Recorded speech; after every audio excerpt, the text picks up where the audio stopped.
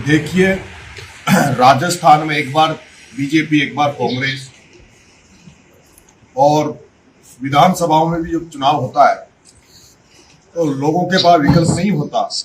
इसलिए एक बार व्यक्ति जिताने के लिए वोट देता, दूसरी बार उसको हराने के लिए वोट देता है। राजस्थान में तीसरा विकल्प कोई बनकर नहीं आया है। अभी उपचुनाव है, मैं तीसरा विकल्प के रूप में अंता के उपचुनाव में उतरा हूं और मैंने उन तमाम लोगों से समर्थन मांगा है, उन तमाम पार्टियों, तमाम नेताओं से समर्थन मांगा था जो लोग कांग्रेस और बीजेपी से इतर अलग सोचकर राजस्थान की जनता की सेवा करना चाहते हैं, राजस्थान की जनता के लिए लड़ाई लड़ना चाहते हैं, किसान, दलित, पिछड़े, शोषितों की लड़ाई लड़ना चाहते हैं। ऐसे में मुझे आज एचडीपीआई ने जो समर्थन दिया है, मैं उसके लिए एचडीपीआई पूरे परिवार को, इनकी पार्टी को, प्रदेश अध्यक्ष जी को आभार व्यक्त करता हूं। और जैसा कि इन्होंने आपको बताया, इनका अलायंस है बीटीपी से, भारतीय ट्राइबल पार्टी जो वसावा जी की है, इनका अलायंस अंबेडकर पार्टी से जो बाबा साहब भीमराव अंबेडकर के अनुयायी जो चलाते हैं। इसी तरह से मैंने और भी संगठनों से मांगा है, मदद मांगी है। आपने देखा होगा समाजवादी पार्टी के अतुल प्रधान जी भी मेरी रैली में आए। आपने देखा होगा राजेंद्र जी गुडा जो राजस्थान में 3 बार निर्दलीय एमएलए रहे, 2 बार मंत्री रहे, वो भी हमारे साथ हैं। और जैसे जैसे चुनाव आगे बढ़ेगा, वो सारे लोग जो बीजेपी कांग्रेस से ऊब चुके हैं, इनकी डर्रे की जो राजनीति है उससे ऊब चुके हैं, वो सारे लोग नरेश मीणा को मदद करने अंता की धरती पे आएंगे। उनसे मेरी बात हुई थी और उन्होंने कहा भी है कि जो व्यक्ति कांग्रेस बीजेपी को हराएगा, जो भी व्यक्ति कांग्रेस बीजेपी को हराएगा, उसके हनुमान बेनीवाल मदद करेंगे। तो मैं उम्मीद करता हूं कि हनुमान जी भी हमारी मदद करेंगे।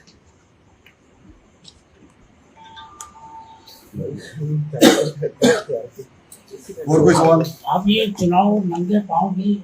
ये नंगे पांव मैंने कोई एमएलए एमपी बनने के लिए नहीं।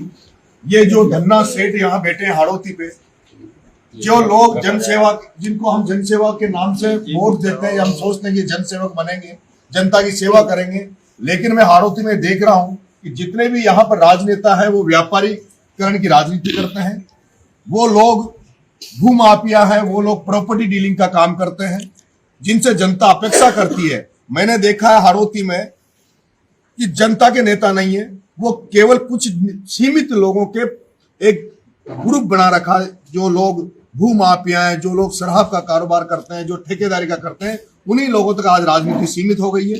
हम राजनीति को जनता की राजनीति बनाना चाहते हैं, जिसमें जनता सामूहिकता से जनता का काम हो, जनता की आवाज हम उठाना चाहते हैं। मैंने इंकलाब का नारे के साथ में आगे बढ़ रहा हूं। भगत सिंह का चोला मैंने ओढ़ा है, उस भगत सिंह का जिसने आजाद भारत को धर्मनिरपेक्ष के रूप में देखा था, उस भगत सिंह ने जिसने समाजवाद का नारा दिया था, उसी भगत सिंह के सपनों को पूरा करने के लिए, भगत सिंह की सोच को घर घर तक पहुंचाने के लिए हमने इंकलाब के साथ इस चुनावी समर में हम उतरे हैं। इंकलाब का मतलब होता है परिवर्तन का, बदलाव। जो यहां जिस तरह की राजनीति हो रही है उसको एक हम अलग तरीके से बदलना चाहते हैं, साफ सुथरी राजनीति करना चाहते हैं, जिसमें किसान का भला हो, जिसमें मजदूर का भला हो, जिसमें शोषित का भला हो, जिसमें कोई भी जात पात धर्म इन सबसे ऊपर उठकर एक स्वच्छ राजनीति हो, जिसमें मानवीयता हो, जिसमें इंसान को इंसानियत के रूप में देखा जाए, इंसान के लिए काम किया जाए। चुनावी मुद्दा क्या रहेगा? चुनावी मुद्दा मेरा एक सबसे बड़ा मेरा मुद्दा है भ्रष्टाचार के खिलाफ लड़ाई लड़ना। नरेश मीणा अगर विधायक बनता है तो यहाँ जो सरकारी दफ्तरों में जो भ्रष्टाचार है, जहां कहीं भी भ्रष्टाचार होगा, उसके खिलाफ तीखे तेवरों के साथ उसके खिलाफ मोर्चा खोलूंगा। जो व्यक्ति, जो अधिकारी कर्मचारी अंता की धरती पर जो ईमानदार होगा, जो कर्मचारी अधिकारी ईमानदारी से नौकरी करेंगे, उनका हम सम्मान करेंगे, उनकी इज्जत बढ़ाएंगे। और जो कर्मचारी अधिकारी भ्रष्ट होगा, उसके साथ हम ऐसा वो करेंगे जो वो कभी भी अंता की धरती में नरेश मीणा के एमएलए बनने के बाद कोई भी भ्रष्ट अधिकारी कर्मचारी नौकरी नहीं कर पाएगा। उन दोनों पार्टियों के 45-45 हजार वोट आएंगे और नरेश मीणा के 1 लाख वोट आएंगे। ये मैं घोषणा कर रहा हूं। इसको आप ज्योतिषी मान लो या किसी भी रूप में देख लो, दोनों पार्टियों के, बीजेपी कांग्रेस के वोट आएंगे 45-45 हजार और नरेश मीणा के 1 लाख वोट आएंगे। 40 तो नेता आ रहे हैं। 40 साल तो नेता पैदा कर वो जो 40 जो नेता है उन पर अकेला नरेश मीणा भारी पड़ेगा। वो नरेश मीणा को अभिमन्यु बनाना चाहते हैं, लेकिन ये अभिमन्यु वर्तमान का अभिमन्यु जो चक्रव्यूह तोड़कर और दोनों पार्टियों को दूर कर और इस जनता की धरती पर जनता ने जिस तरह का मन बनाया है परिवर्तन और बदलाव का, उससे लग रहा है कि रिकॉर्ड वोटों से नरेश मीणा चुनाव जीते। आपका स्टार प्रचारक कौन है? ये तो 40 मेरे स्टार प्रचारक बैठे ना, वो तमाम लोग स्टार प्रचारक है। मेरा यहाँ की जनता की जनता मेरा स्टार प्रचारक है। जो कांग्रेस बीजेपी के जो रूढ़िवादी ढर्रे की जो राजनीति कर रहे हैं, जो कई बार जिनको मौका दे दिया यहाँ के लोगों ने, और उनको मौका देने के बाद भी उन्होंने केवल जनता को लूटने का काम किया। प्रमोद जैन भाया की हालत आप सब पूरा राजस्थान देश जान रहा है। खाया रे खाया, खूब खाया। अभी भी 300 करोड़ का कल एक घोटाला नया आया जिसमें 300 करोड़ का वो एक माइंस को खा गए।